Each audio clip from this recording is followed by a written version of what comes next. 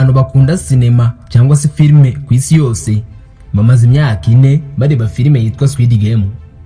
Ni filime y'uruhererekane yo muri Korea y'Epfo ivuga ku buzima bubi bw'abashaka kurokoka mu buryo budasanzwe. Ikaba filime yanditswe ikayoborwa kandi gahwanga na Hwang Dong-hyuk. Ni filime itambuka ku rubuga rwa Netflix. Iyi filime ikubiye amarushanwa y'ibanga aho abantu 456 bose bafite ibibazo bikomeye bya mikoro bahisemo gushyira ubuzima bwabo mu kaga bakina imikino y'abana irimo kwicana kugira ngo begukane ibihembo bya $39 z'amadolari y'Amerika. Izina Squid Game rikomoka ku mukino w'abana w'Abanyakoreya witwa Ujingeyo. Filime Squid Game kuva yasohoka ku tariki 17 z'ukwezi kwa 9 2021 yarakunzwe cyane ku kigero gitangaje kandi ku isi yose. Ibi byabaye guhera ku gice cyayo cya mbere kugera ku gice cya gatatu gisohoye muri uyu mwaka 2025. Iyi filime y'igitangaza yakozwe ite? Yakozwe nande kandi yabitewe n'iki? Igitekerezo cyo kuyandika cyavuye he? Ibi nibyo tugiye kuganiraho. Gusa igitangaje ni filime yanditswe mu 2008 ariko wayanditse inzu yose yihaye itunganya za filime ikayanga bavuga ngo nta kirimo. Byategereje imyaka 13 ngo iyi filime isohoke. Habayeho kugoboka n'urubuga rwa Netflix rwayitunganyije. Kuyitunganya hakazira muri ibikorwa byo gufata amashusho igihe kirekire byatumye uyu wayitekereje akanayandika Wang agira ibibazo bikomeye by'umunaniro wo mu mutwe bimutera uburwayi bw'amenyo. Ubusanzwe Squid Game ntabwo yari kubaho iyo bitaba Hwang Dong-hyuk kubera ko niwe yihimbye. Uyu mugabo w'Umunyakoreya y'Epfo iyi filime kwihimba bitewe n'ubuzima bukomeye by'umwihariko bukomeye ubwe yaciyemo uko muri rubanda cyangwa se muri sosiyete yo muri Korea y'Epfo babayeho ndetse n'ibitabo yasomye. Aha hose niho yakuye igitekerezo cyo kwandika iyi filime. Ahagana mu mwaka wa 2008 n'ibihumbi 2009 ubwo isi yari mu bibazo bikomeye by'ubukungu, Hwang Dong-hyuk nawe yari mu bibazo bikomeye cyane by'ubukungu. Yari mu rukene ku rwego rukomeye cyane, yabanaga na nyina na nyirakuru maze ubuzima burabagora cyane kugeza ubwo yagurije mudasobwa ye laptop kugira ngo iminsi yicumi. Cyari ikintu gikomeye kugurisha mudasobwa kubera ko niyo yakoreshaga yandika filime. Ni igikoresho yari akeneye mu buzima bwa buri munsi ariko aho gupfa kigasigara yemera kugitanga. Muri byose yabanze ubuzima ibyo yacagamo hamwe n'ubunararibonye yagize byo byatumye itekereza byimbitse ku busumbane mu bya mikoro economic inequality maze atekereza ku myenda ndetse n'uburibwe igitutu mu bukungu gishobora gutera. Usibye byamubayeho kandi uyu mugabo gutekereza gukora iyi filime bitewe no gukurikira ibindi bihangano by'abandi birimo n'izindi filime.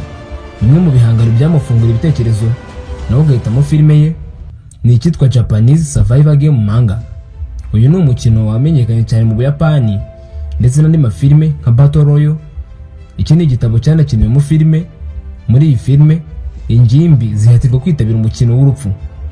Hari kandi Riot Game ni manga. Iyi filime nabo abayigaragaramo basabwa gukina imikino ishingiye ku mitekerereze kugira ngo babone amafaranga. Imikino ishingiye ku mitekerereze bayita psychological games. Bemera kuyikina kugira ngo basindire amafaranga. Yakurikiye kandi inimanga yitwa Kaiji. Iyi ngiyi harimo gukina urusimbi, imyenda ndetse n'izindi ngingo zo muri Squid Game. Hwanga yashatse guhanga ikintu gifite umwihariko wa Korea gishingiye ku bibazo by'imibanire n'ubukungu ariko nanone akabikora mu buryo butandukanye n'ubwo mu Buyapani. Wanga yifashishije Squid Game kugaragaza ukuntu capitalism ishobora guhanganisha abantu mu buryo bwa kinyamaswa. Muri iyi filime hagaragaramo imikino yo gupfa no gukira. Ni filime igamije kugaragaza bene byiciro by'abantu mu birebana n'ubukungu. Aha ubibonera uburyo abakene bahanganishwa hagati mu buri bo kugeza banicanye hagati yabo kandi bigakorwa mu nyungu z'abakire. Wang ubwe nyiri filime avuga ko ari filime yatekereje kugira ngo agaragaze uburyo sosiyete ya gikapitaliste igezweho ibayeho, aho abantu bayoborwa n'uburibwe buherekezwe n'akagambane cyangwa se kugambana kugira ngo baboneke mikoro cyangwa se amafaranga. Ni filime aho abantu batandukanye bose bafite ibibazo bya mikoro bahurizwa hamwe kugira ngo bakine imikino ibone igaragara nk'imikino y'abana isanzwe nko kwishanya cyangwa se ibindi, ariko mu by'ukuri bikaba mu buryo bwo kwicana mu buryo batari bazi imbere. Abakiniye imikino hamenya ko hari abakiriya bari inyuma babetinga cyangwa se batega ku bakinnyi bagatega ku ugomba gupfa cyangwa se uri bukire. abo bakinnyi baba bakina iyo mikino baba bagomba guhabwa ayo mafaranga babiterwa n'ibibazo bya mikoro. Abakinnyi bagaragara muri Squid Game buri wese ashatse gusobanura icyiciro cy'abantu runaka cyagizweho ingaruka na kapitalisme. Urugero ni nk'icyiciro cy'abakozi birukanwa mu kazi, abacuruzi bafite amadeni, icyiciro cy'abantu bahunze n'ibindi. Iri jambo kapitalisme twakomeje kuvuga risobanurwa nk'uburyo cyangwa se systeme y'ubukungu hamwe n'uburyo bw'ubukungu abantu ku giti cyabo cyangwa se afite business runaka babatunga cyangwa se bakagenzura umusaruro uturuka mu nganda, mu butaka, mu bikoresho n'ibindi byose byara amafaranga. Muri make ni imibereho dufite aho abantu bamwe bakira kubera ibyo bakora, abandi bakaba bakene bakababera abakiriya. Ntabwo ari uburyo bw'ubukungu gusa, abakiza barakira cyane, abakennye bagakena cyane. Ibicuruzwa na serivisi byose bitangwa hagamijwe inyungu, ibiciro, umushahara ndetse n'ingano y'ibigomba gukorwa byose biterwa no ku isoko byifashe. Ntabwo ari guverinoma bireba. Muri kapitalisme isoko niryo ritegeka, urusha abandi gukora cyangwa se kuriganya arakira, abandi bagakena. Ibihugu by'ibikapitaliste ku isi ni Leta Zunze za Amerika, Ubwongereza, Ubudage, Ubuyapani n'ibindi. Ibihugu byinshi uyu munsi imikorere yabyo cyangwa se imiterere y'ubukungu iravanze. Ni kapitalisme ivanze n'amategeko n'amabwiriza ya leta. Uburyo bwa kapitalisme butandukanye n'ubundi buhari mu buryo bukoreshwa nka communisme, yo ibitungo yose igenzurwa na leta cyangwa se community, umuryango mugari. Igitekerezo cya Wang wasimbye Squid Game cyaratejwe imbere n'imitekerereze y'amatsiko. Wang yaribajije ati abantu biteguye kugera kure hangana iki kubera amafaranga? Abantu bashobora kwicana kugira ngo babone amafaranga? Babaye ntandi mahitamo bafite, biteguye gukora ibiki kugira ngo babone amafaranga? Itambo ibi nibyo byiganje muri iyi nkuru, ibigaragaza kure ikiremwa muntu kiteguye kugera kugira ngo kibone amafaranga. Ikindi cyatumye Wang atekereza kwandika iyi nkuru ni imikino yakinaga mu bwana yo mu mutwe cyangwa izina ry'iyi filime. Imikino igaragaramo byose bishingiye ku mikino y'abana b'Abanyakoreya y'Epfo, harimo n'umukino wa Squid cyangwa Squid Game ari ryitiriwe iyi filime. Yakoresheje imikino isanzwe itagize ikintu gitwaye, imikino y'abantu nyine. Ikindi ikaba imikino ishimisha mu buzima busanzwe abayikina, ayikoresha mu rwego rwo kwerekana umwijima ndetse n'ibikorwa bya kinyamaswa bishobora kubaho mu gihe umuntu bwabuze mu bantu.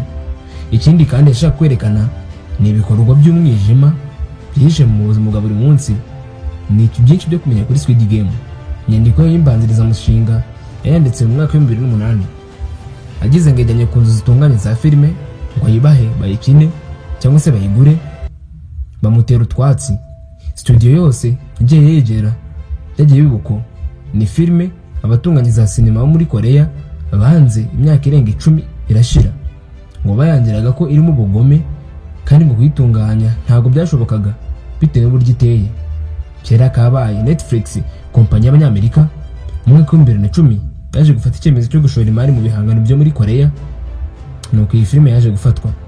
Inyandiko y'iyi filime mu bihe bitandukanye Wang yagiye ivugurura akayijyanisha n'ibihe, cyane cyane ku ngingo zijyanye n'amadeni, ubusumbane bwa mikoro n'ibindi.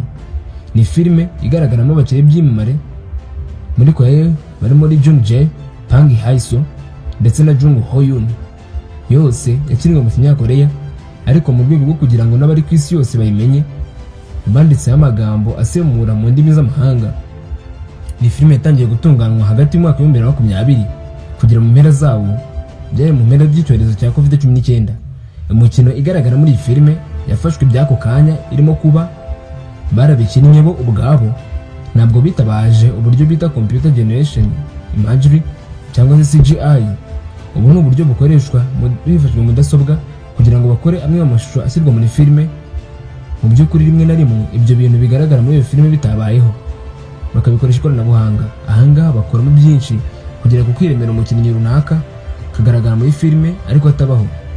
Hari filime zamamaye zakoreshejwemo uburyo bw'ikoranabuhanga nk'iyitwa Avatar yasohotse mu 2009, bari mu isi y'ibivejuru hamwe n'abakinnyi bitabayeho.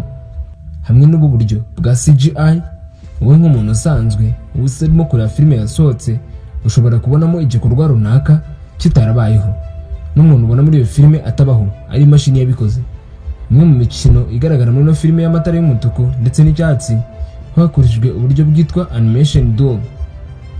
ni uburyo hakoreshwa ibipupe cyangwa se ikindi kintu cyose gishobora gusimbura umuntu hanyuma bakakigira kinini kikagira atari nk'iy'umuntu. Ibyo gusimbura umuntu bikoreshwa hifashishijwe insinga n'ibindi bigakorwa na mudasobwa. Nicyo cyakoreshejwe, ariko nanone bashingiraga ku kuri kw'ibintu. Amabara yagiye akoreshwa kandi muri iyo filime ndetse n'ibimenyetso byari bikeye mu rwego rwo kubitandukanya n'uko ari igihangano giteye ubwoba. Umwanditsi yashakaga ko filime igira umwihariko. Imyambarire y'abari muri iyo filime ni icyatsi ku bitabiriye amarushanwa, naho abarinzi bari bambaye impuzankano z'umutuku na pinki. Bagaragaraho kandi ibishushanyo byo mu mashusho y'ibivejuru iby'urukiramende ndetse na mpande enye nk'ikimenyetso cy'uburyo bagenda barutanwa mu butwari. Mu buyobozi, imirimo ya nyuma y'ifatwa ry'amashusho yari igizwe no guterateranya amashusho ndetse no kongeramo ibindi birungo cyangwa se ibyitwa editing. Ni filime itarongeyemo amakabyankuru menshi kubera ko ibyinshi biyigize nibyo bifatiye ubwabo. Ikindi bongeyemo mu kuyitunganya ni umuziki n'andi majwi. Umuziki urimo ni wa classique. Urugero ni nk'uwitwa The Blue Danube. Hashyizwemo kandi ibyitwa soundtrack cyangwa se intanga zidasanzwe zisa n'iz'agahinda kugira ngo zitabara abana amarangamutima no kugirira filime amatsiko. Hari hakurikiyeho gusohora rero bwa mbere Squid Game yasohotse ku itariki ya 17 y'ukwezi kwa 9 mu 2021 kuri Netflix. Byako kanya bitunguranye iyi filime yahise ikundwa cyane ku buryo bukomeye, yamenyekana hose ku isi. Duhigo itwara ibihembo, tumwe muri two iba filime irebwe kurusha izindi zose ku rubuga rwa Netflix. Mu kwezi kwa mbere igiye kuri urubuga yahise irebwa inshuro miliyoni 111. Abantu benshi ku isi batangiye kongera kuganira ku gahinda gaterwa n'ibibazo byo mu bukungu ndetse na kamere muntu. Sezo yayo ya kabiri yasohotse ku itariki ya 26 y'ukwa 11 mbere ya 24. Noneho igice cya gatatu cyangwa sezo ya gatatu isohoka ku 27 y'ukwezi kwa gatandatu muri uyu mwaka. Sezo ya gatatu igisohoka byavuzwe ko iyi filime irangiye, ariko biracyagoye kubyemera kubera ko na nyuma ya sezo ya mbere ngo nta gahunda yari ihari yo kuyikomeza gakorwa sezo ya kabiri, ariko yarasohotse. Ibi ni nyir'ubwite Wang wabivuze, yabwiye umunyamakuru wa BBC Jean Mackenzie mu kiganiro bagiranye arimo gufata amashusho y'igice cya kabiri sezo ya kabiri mu 2024 mu kwezi kwa 10. Icyo gihe Hwang Dong-hyuk barimo bafata amashusho y'igice cya kabiri cy'izi seri cyo kuri Netflix. Ahamagana y'abantu muri iyo filime nyine bashidishwe n'amadeni maze bakarwana igihembo gikomeye cy'amafaranga bakina imikino y'abana ariko yo gupfa no gukira. Icyo cya kabiri atagitekerezaga ndetse arubwo yarahiye rwose ko atagizegera gitunganya. Uhereye kuri stress cyangwa se umunaniro yatewe n'iki cya mbere, yabajijwe icyatumye ahindura ibitekerezo. Mu ijambo rimwe yarasubije ati no kubera amafaranga. Icyo gihe yarakomeje, mu by'ukuri ntabwo yakuye amafaranga menshi nk'uko yabivuze. Ati rero gukora serie ya kabiri n'iya gatatu bizanshumusha ibyo nabonye mu cya mbere. Yongeraho ati kandi ntabwo narangije inkuru neza. Sezo za mbere nizo kugeza ubu zarebwe kuri Netflix. Ibi byatumye n'izindi filime n'ibiganiro bice kuri televiziyo yo kuri Korea y'Epfo bimenyekana. Kuki Hwang avuga ko muri sezo ya mbere atabonyemo amafaranga menshi kandi filime yarakunzwe cyane. Ibi ngo byakuntewe n'agababaro k'abakunzwe cyane muri Korea y'Epfo. Hwang yamaze imyaka 10 agerageza gukora Squid Game, afata amadeni menshi kugira ngo abashe gukomeza gutunga umuryango we mbere yuko Netflix ishoramo amafaranga. Iyi myenda yafashe yatumye ubwo yishyura amafaranga menshi bituma nta nyungu abona. Filime yinjije $150 z'amadolari, ayo niyo mafaranga yishyuwe na Netflix, ariko yose ngo yashiriye mu myenda. Ibi bisonera urukundo n'urwango abatunganya filime muri Korea y'Epfo bafitiye imbuga nkoranyamahanga zerekana kandi zicuruza za filime. Mu myaka mike ishize Netflix yiciye ku isoko rya filime ryo muri Korea, yashora miliyoni nyinshi z'amadolari, bituma filime zaho zimenyekana kandi zirakundwa ku isi. Ariko abazikora basigara bavuga ko nta kinini bakuyemo. Bashinja urubuga kubahatira gutanga uburenganzira cyangwa se copyright rwose ku bihangano byabo mu gihe basinya amasezerano y'ubugure. Iki ni ikibazo kiri ku isi yose. Hambere abatunganya za filime bacungiraga ku mafaranga ava mu gucuruza filime zabo muri box office cyangwa se kwerekanwa kwazo kuri za televiziyo, ariko ubu ngubu ibi byakuweho n'imbuga zicuruza za filime nka Netflix. Iki kibazo gishegesha Korea y'Epfo nk'uko abatunganya filime babivuga, kubera ko amategeko yaho abarengera ibihangano ntago ajyanye n'igihe, bityo ntago abarengera. Uyu Hwang ni umuyobozi wa filime akaba n'umwanditsi wazo wamenyekanye cyane kubera iki gihangano cye cya Squid Game. yavutse ku itariki ya 26 y'ukwa gatanu mu 1971. Yize muri kaminuza y'igihugu ya Seoul, aza kubona impamyabushobozi ku rwego rwa masters mu bijyanye no gutunganya za filime muri kaminuza ya Southern California. Mu magambo ye rimwe yaragize ati nashaka kwandika inkuru igaragaza ibyihishe kandi ivuga ku byifuzo none ya kapitalisme, ikintu kigaragaza ihangana rikomeye cyane. Ibindi bihangano bye harimo nka Celeste yo mu 2011, Miss Granny 2024, The Fortress 2017, My Father 2007 ndetse na Miracle 2024. Yari kwihangana Elsa Leponse. Ndagira ngo nkorere subscribe, share, like and comment. Kwibutsa ko ukeneye kwamamaza, hamagara 079 8 6 4 26 77. Mugire ibihe byiza.